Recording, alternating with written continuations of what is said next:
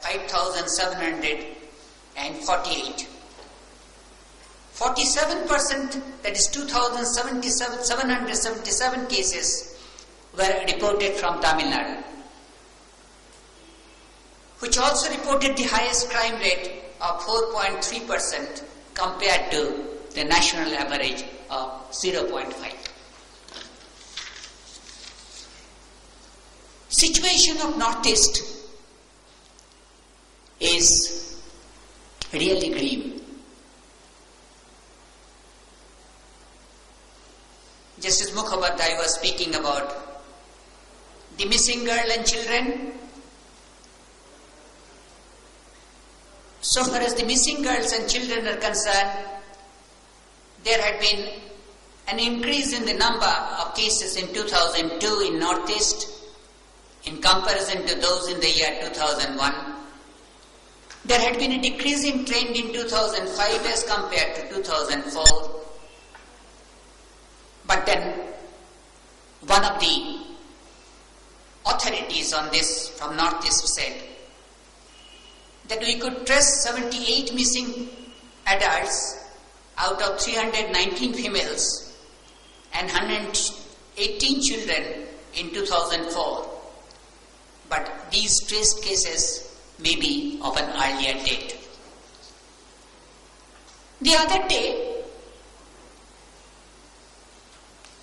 a lady who runs an NGO, she runs homes for the destitute women. She had gone to a village in Kuch Bihar district of North Bengal. And she found out that from a particular village, 66 girls are missing. Their parents do not know the whereabouts of the girl, but the parents also do not know that their girls, their children have been trafficked. Some of them were rescued in Delhi, Bombay, and some far away places. And the source of the information resulted from those rescued girls. And only on the basis of the information received by those rescued girls, the NGO went to the village in that far off place of the district of Kuch Bihar and found out that the parents believed that they are doing some good job. Now how the trafficking takes place. The National Human Rights Commission has carried out a study. It has submitted a report, and in its report it says that trafficking takes place because of lure, deceit, compulsion, threat, coercion, and then commercial exploitation. They are pushed into the commercial exploitation. The lady who came to see me asked an interesting question, that although transportation is one of the matter which is the subject matter of this UN protocol and had been made a part of the statute book of India, how is it that the authorities of the railway administration, they do not carry out any sensitization program so far as their officers are concerned? It is very difficult for one to believe that although the women and children would be trafficked from this, there's a known as a golden triangle. The girls from Bangladesh, Nepal, Pakistan, they are brought to certain places and from there only they are trafficked to other countries. One or two places in northeast India that's utilized even for trafficking women and children to Myanmar, Thailand and other places.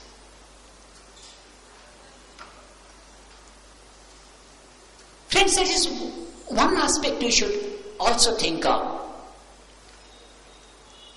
That is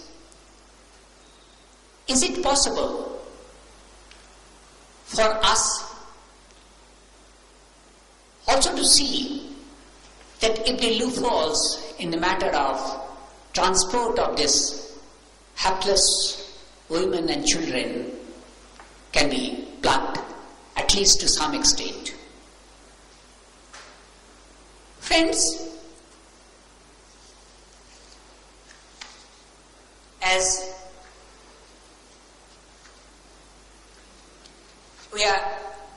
all of us would be discussing this question at some details during the course of today and tomorrow, I will only like to add that on the one hand, the judiciary's role is being praised. On the other, the judiciary, through its mode of questioning during court procedures and the long and tedious processes involved. One of the questions raised by Justice Mukhopadhyay is why the trafficked women who are victims of trafficking, they should be arrested, they should be punished. Ostensibly under Section 8, but then for other reasons also. Friends, everything depends upon the sensitivity of the judges. Judgments range from supporting the victims to aggravating their harassment. Is it possible for us to awaken ourselves to this need that we should be more prone to support the victims rather than aggravate their harassment? The homes, whether it's a short stay home, a rescue home, or any other type of homes that are being maintained in different parts of the country. Friends, I can tell you only one example, that the Delhi Legal Services Authority at one point of time was monitoring the activities and affairs of the homes for children.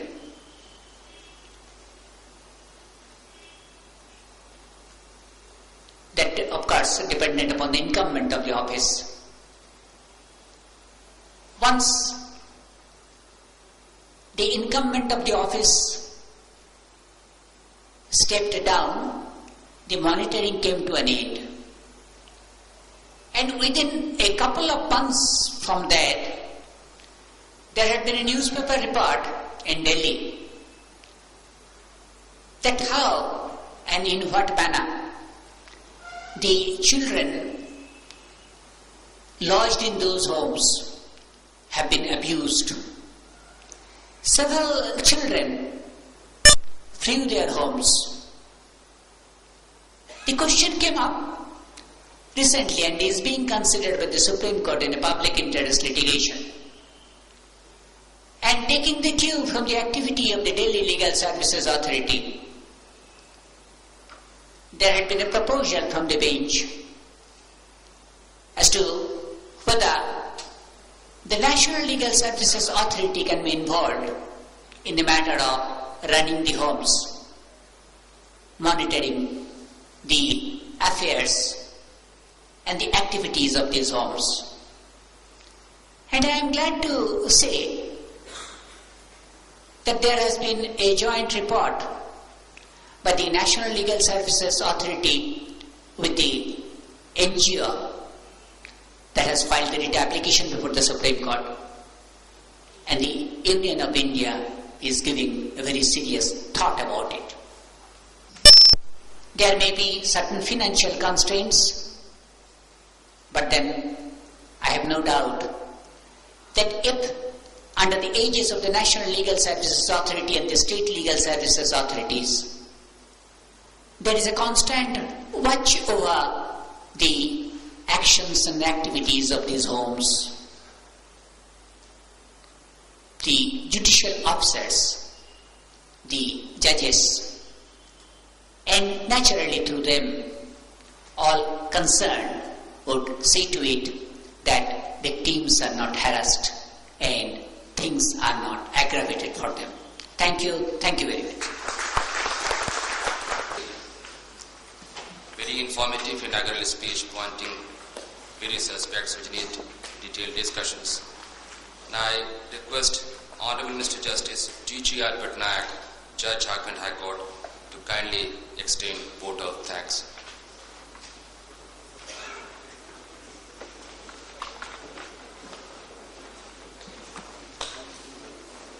Supreme Court of India, my Lord Mr. Justice Karpati Nayagam, Chief Justice Jharkhand High Court, my Lord Mr. Justice S.J. Mukhopadhyay, now Judge Madras High Court, my Lord Justice M.Y. Iqbal, Judge of the Jharkhand High Court, Chairman of the Jharkhand Legal Services Committee, Justice D.K. Basu, district judges who have come all from all the state of Jharkhand, from all over places, other distinguished guests who are present in this august gathering, ladies and gentlemen, I have been given the task of giving the vote of thanks. I was thinking all along, what should I say? After having heard the distinguished speakers, I was trying to assess the importance of the topics which were selected for today's discussions and for the deliberations which are to be followed for 2 days. Perhaps the topic was already thought of earlier, and if I can make a right guess, Justice Mukhopadhyay must have definitely conceived this idea and discussed the same with Justice M.Y. Iqbal, and then the idea once having been floated, today's symposium is the outcome of that. It is indeed a beneficial aspect that the symposium has been organized not only by our State Legal Services Authority, but in association with the Human Rights Law Network. We are benefited by the extensive experiences and the research made by HRLN on the topics which have been introduced for discussion today. After hearing the distinguished speakers on the topics for discussion, the introductory speeches, we have got a very fair idea as to the issues on which we should ponder over and deliberate. Now, these 2 laws, particularly the Immoral Trafficking, Suppression of Immoral Traffic Act, and the other act, the Prenatal Prohibition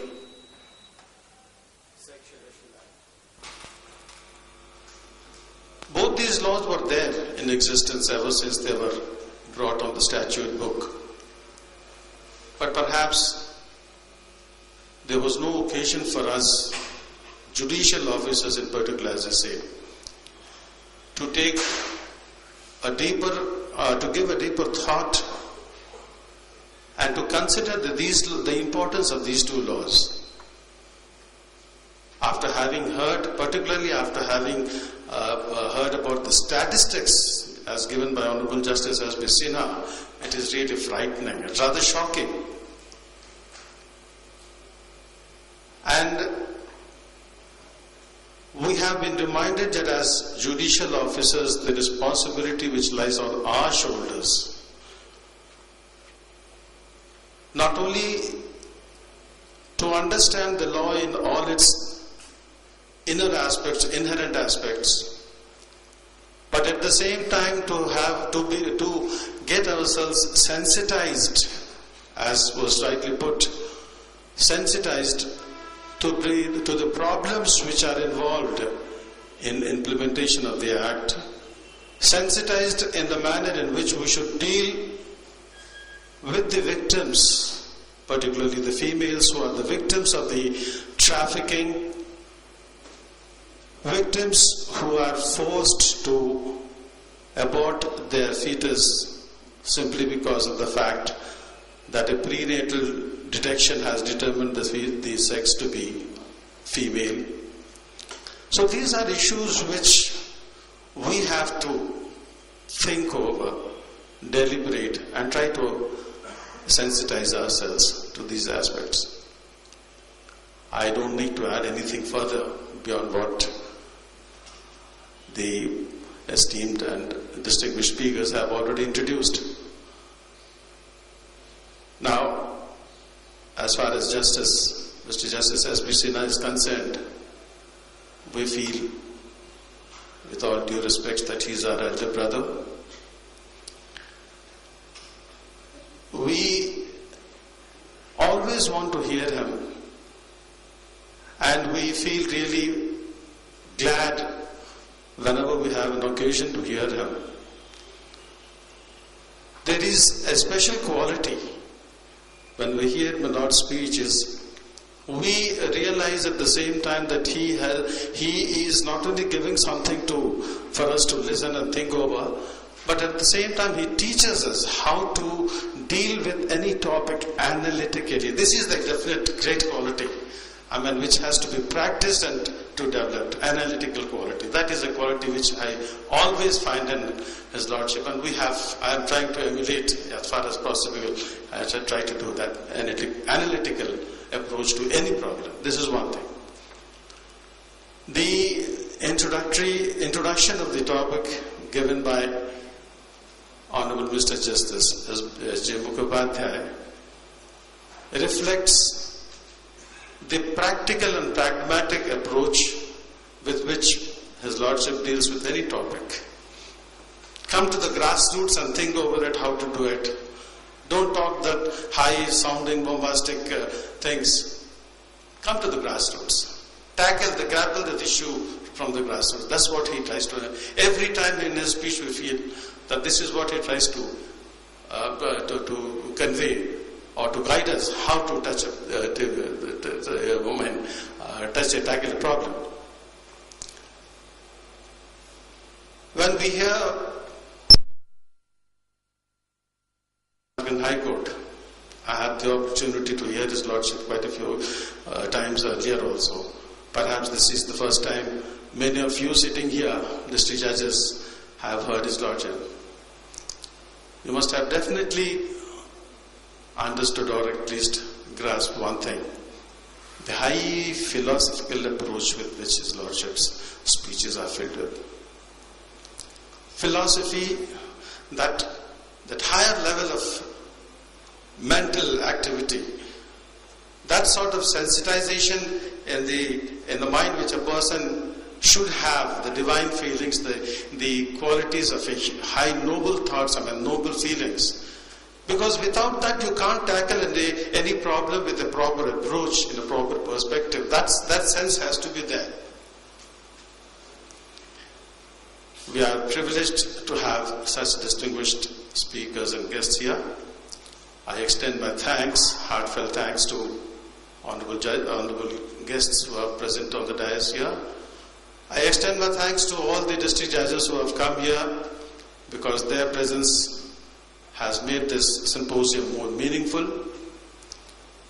And I extend at the same time my thanks to all of you who are present here, the ladies and gentlemen, members of the NHRC,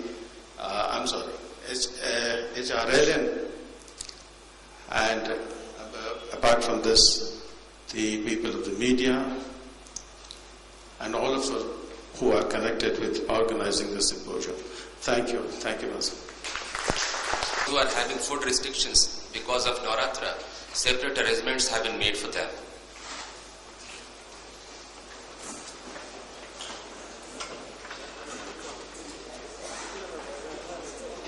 I request all of you for the lunch. Please come to the lunch.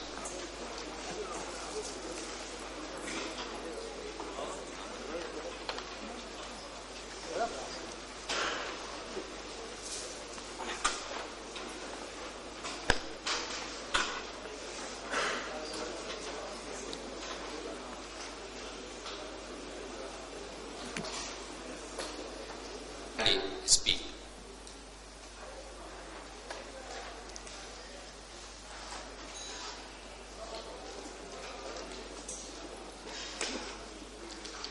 Good afternoon. Let me first of all thank the Judicial Academy and the organizers for inviting me to this important conference. So with the permission of Chairman, I will start, sir. I'm going to make a presentation. This presentation is in two parts. First part is general sensitization about the issue of declining sex ratio. I have discussed with Mrs. Veena. This has not been covered so far, so I think it is important to see few things which are very important and related to this issue. And second portion of my presentation is in what we are doing and what is the status of implementation of the Act. As we have reports from the different states. Based on that, what is the status? So I request kindly start presentation one.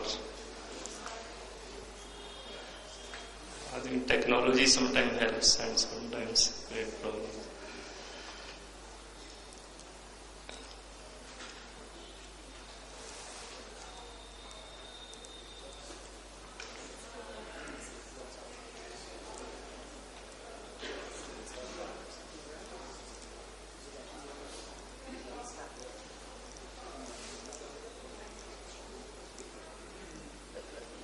Difficult to visualize without this presentation.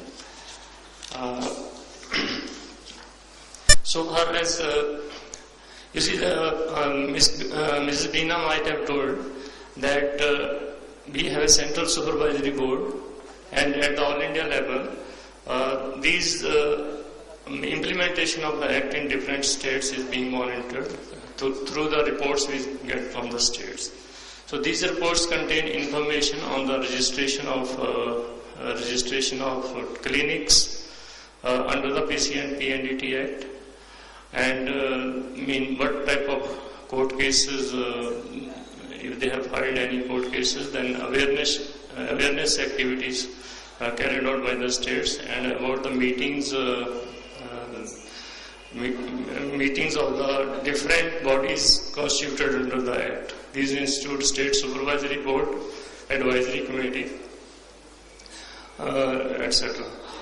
So, as per the information available with us, up to the end of 31st of August 2006, we have 29,026 clinics registered under the Act. The majority of the clinics were registered during the year 2001 and 2002. And it is relevant to mention here because the Act was enacted by the Parliament in 1994, came into effect in 96, but from 96 to say 2000, not much progress, not much or nil progress, you can say, was visible, and the states did not take much action to implement the act. So a public interest litigation was filed in the Supreme Court, and after that whole machinery was activated. And so the majority of the clinics, they were registered in the year 2001 and 2002. Out of say 29,000, 50% were registered in that year, and after that other clinics in other years, 2002, 3, 2003, 4, 2004, 5. So as on today, we have 29,000 clinics registered under the Act. And if we talk of violations under the Act, we have at present 436 cases. These are the active cases going on in different courts. दूसरे वाली लड़ाई we have 436 cases, and out of these 436 cases, majority are related to non-registration of the clinics. We can say exactly about 50% cases are related to non-registration. And next. So I'm on this. You see, out of 436 cases, majority are non-registration cases, and we have cases relating to non-maintenance of records, communication of sex offenders, then advertisements and other. Now the important thing under this Act, this non-maintenance of records, if any clinic is not maintaining records, it will be presumed that that clinic is indulging in sex determination. So that is under the Act has been provided. So this is a major violation under the Act, but still many clinics, if we find, and there are studies, people are not serious even today to maintain these records. Next. This is the information reports we get from the states. In spite of our repeated reminders, some states are not responding. So these are Andhra Pradesh, you see, they have not sent any report after 30th June 2004. Even letters have gone up to the level of Chief Secretary. I don't know then how to get reports from them. So, but anyway, we have been consistently following to the best of our availability. Assam report is received on June 2005, Maharashtra, Meghalaya, Nagaland, Orissa, Andaman Nicobar. So, and Jammu and Kashmir, although this Act is not applicable to the state of Jammu and Kashmir, so we were told that they have made their own similar Act by the state government. But still they have not notified the rules. So this also we have been taking up with them, but not much progress. Anyway, but the Supreme Court directions, I suppose these are applicable to the state of Jammu and Kashmir also. But it seems they are not bothered about those directions also. Next. Then under the Act, Central Supervisory Board that has been constituted under the Minister of Health and Family Welfare in the states. These boards have members from NGOs, doctors, fraternities, and also reputed social organizations.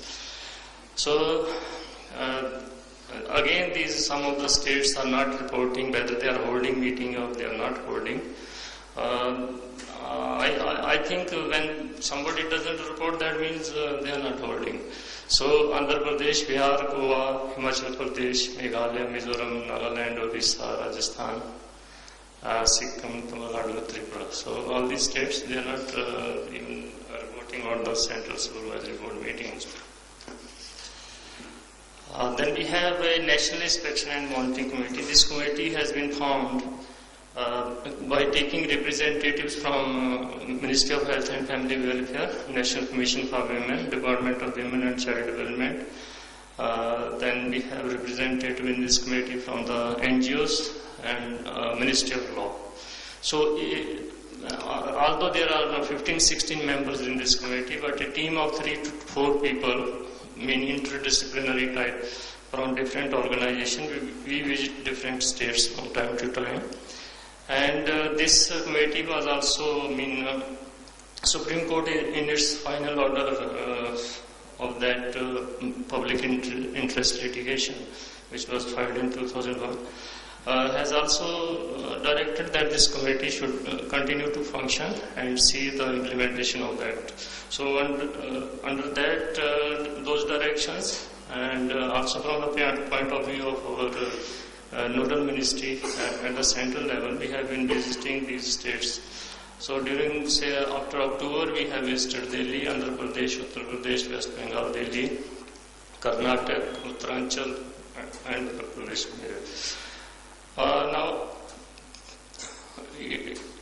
one thing I want to make it clear: when we go to the states, this committee goes to the states, it is very difficult to find out whether any clinic is indulging in self-determination or not. But based on the information of the NGOs, of the media available at the local level, we select those clinics and try to see whether they are maintaining proper records or other provision, whatever they are supposed to keep under the Act. So different type of violations are found during these visits, and reports about these visits, we always make it a point to send these reports to the highest level, and we are sending the reports to the chief secretaries of the states for taking necessary action on the findings of the visits. Next. Now this is a summary of from those reports. In Delhi we visited 8 clinics. 5 were sealed. Second time in Delhi, 3 clinics, all the 3 were sealed because we got some complaint from an organization that so and so clinic is indulging in sex determination. So these were sealed. Andhra Pradesh 6 were visited and 4 were sealed. Uttar Pradesh 21 were visited and 4 sealed. West Bengal 1 out of 7 and Karnataka 9 out of 14. Now the problem with this is a action is to be taken by the appropriate authority, who are the chief medical officer in most of the cases, and this action they have taken in our presence. And what happens after that is another story. Maybe no court case is filed, and all these clinics might have been desealed, and again they are functioning. We keep on asking what you have done, but they will send a golmul reply. We have done this, we have done that. What are the reasons for which we sealed these clinics? These included non-maintenance of record or incomplete records. Now, under these records, which are to be maintained, one form is very important, Form F in most of the cases. Doctor has to sign that form, and the pregnant woman undergoing ultrasound scanning, she has to sign that record, sign that form. But we will find that in many cases we don't find the address of the pregnant women. Number of children will not be mentioned because that is also one of the important information. How many children already she has, and how many are male, how many are female. And so all these are incomplete record maintenance is as good as non-maintenance of records. Then non-registration or the clinics were being operated by unqualified persons. And of late we have seen this, especially in one of the states, Uttar Pradesh, there is a lot of non-cooperation. People are not, authorities are not able, not eager to cooperate with the visiting National Inspection Monitoring Committee. Even yes, we sent our consultant to Merit, and no action could be taken. Then we thought we will send this National Inspection and Monitoring Committee, which has legal backing also, and also the stamp of Supreme Court. But this kind of situation was created that no action could be taken even at the first clinics. We got complained about 20 clinics. So as a result, we came back, and again, state has been requested. You see, citing the incidents that this incidents has happened. Now we request you to again send your team to the state and take action, and you also inform us. Our team will also join. So let us hope what will happen, how they respond to it. So these are some of the observations from our experience working in the field. And one thing I want to make it clear that at the Government of India level, at the Ministry of Health and Family Welfare level, we want to take all necessary actions, whatever we can do.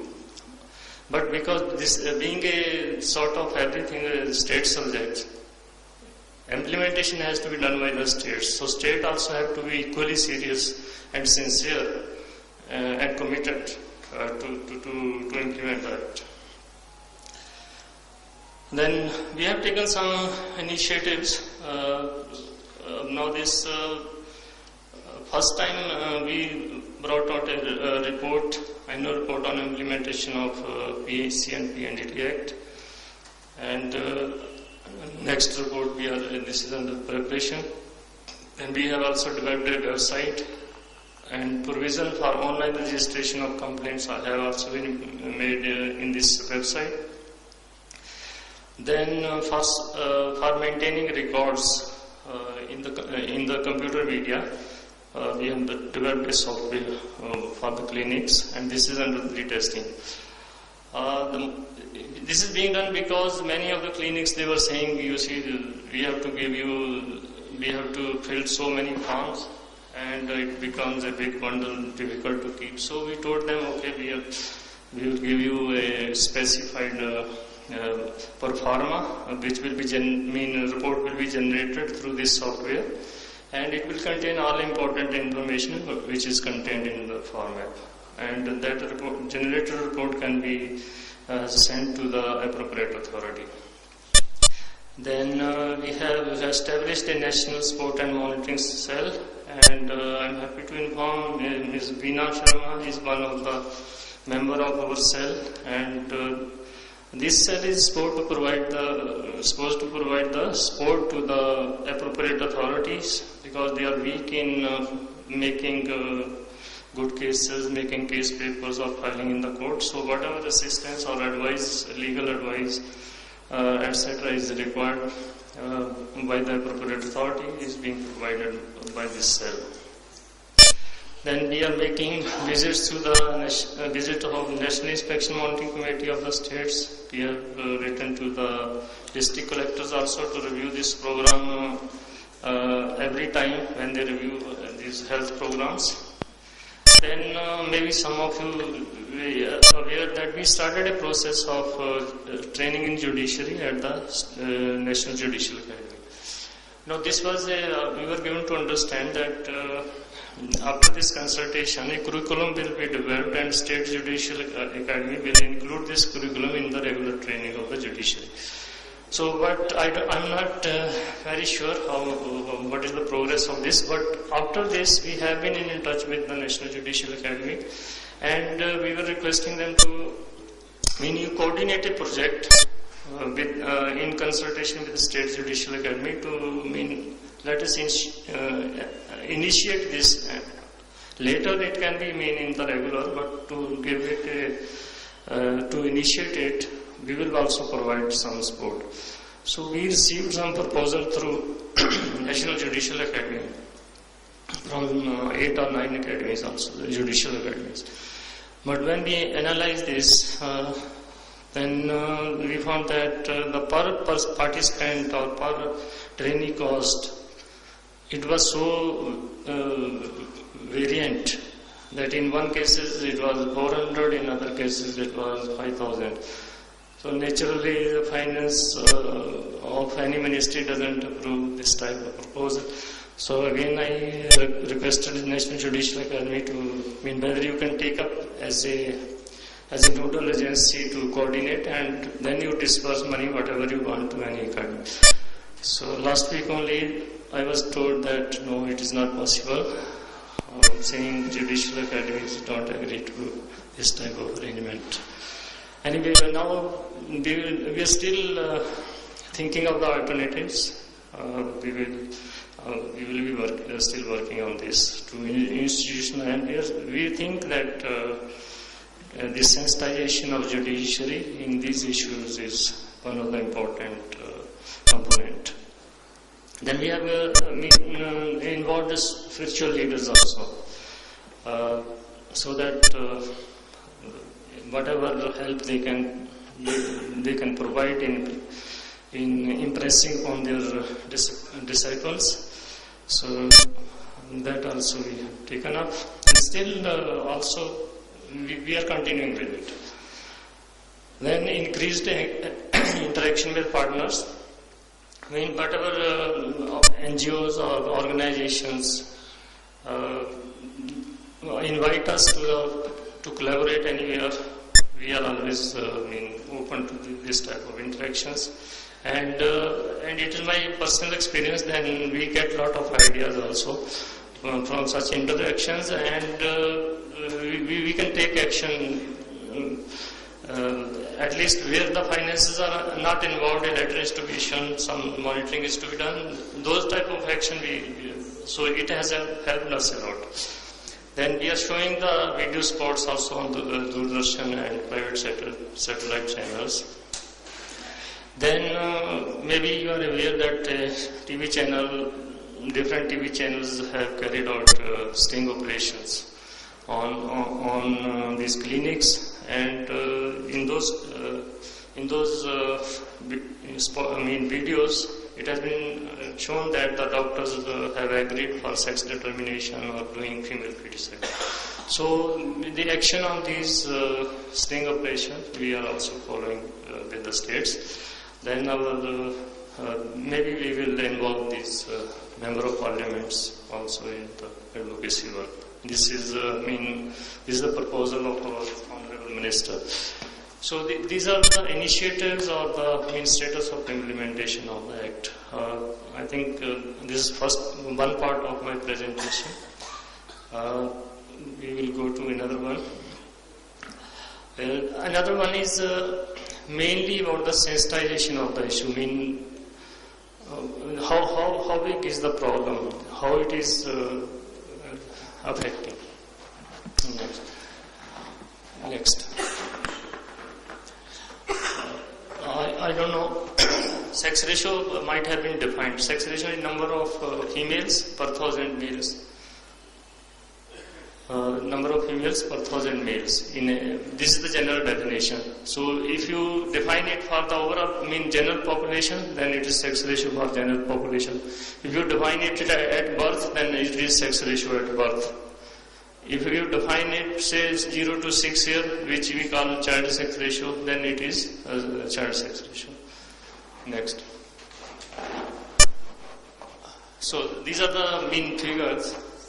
See, in the year 1981, it was 962 child sex ratio we are talking about, and declined to 945 and then to 927. Next. So this is a map. If you see this map, I think most of you might have seen it earlier also.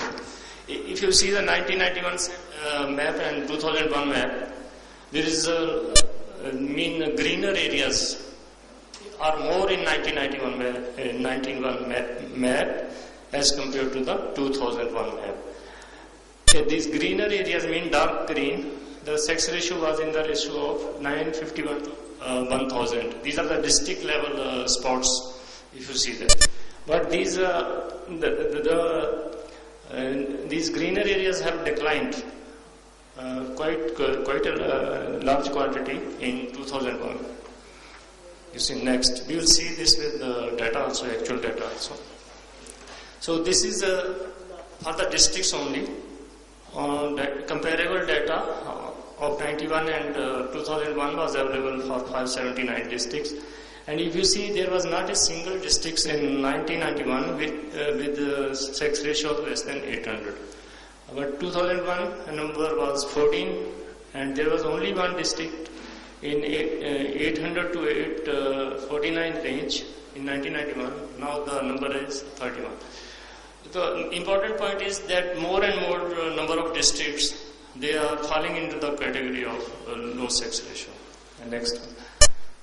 This is the same thing. In how many districts the child sex ratio has declined by how many points?